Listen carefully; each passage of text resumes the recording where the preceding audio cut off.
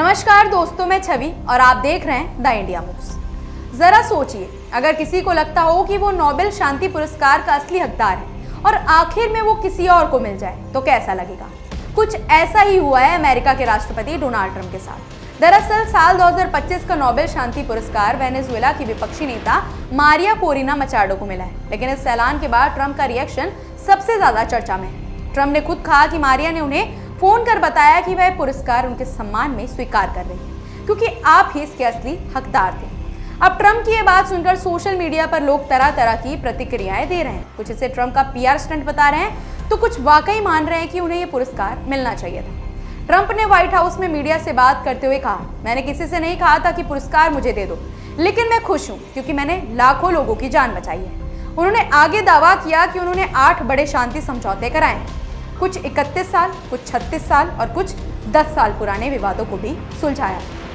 Trump ने यहाँ तक कहा कि उन्होंने भारत और पाकिस्तान के बीच हुए खतरनाक संघर्ष के दौरान भी अहम भूमिका निभाई थी, जिसमें दोनों देशों के 7 विमानों को गिरा दिया गया था। उन्होंने कहा, अगर मैंने उस समय दखल नहीं दिया होता तो शायद हालात और भी ज्यादा खराब हो जाते।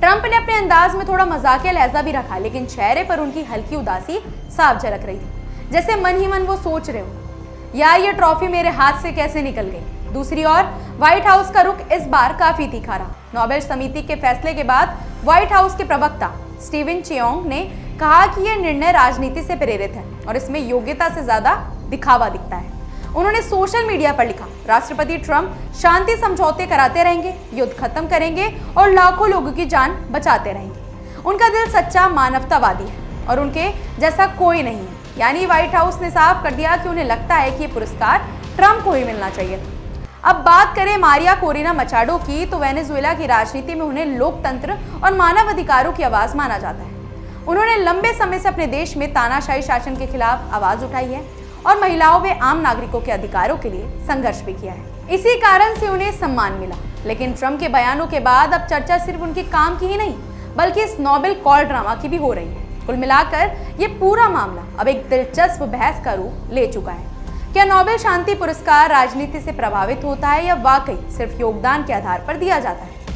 ट्रंप खुद कह रहे हैं कि मैंने शांति फैलाई, जंग खत्म की, तो असली हकदार मैं हूँ। वहीं मचाडो कह रही है, मैं इसे आपके सम्मान में स्वीकार करती हूँ। अब यह फैसला इतिहास करेगा कि किसे याद किया जाएगा, पुरस्कार पाने वाले को या वो जिसे मिला है, लेकिन जिसने दुनिया भर में चर्चा जरूर बटोरी है।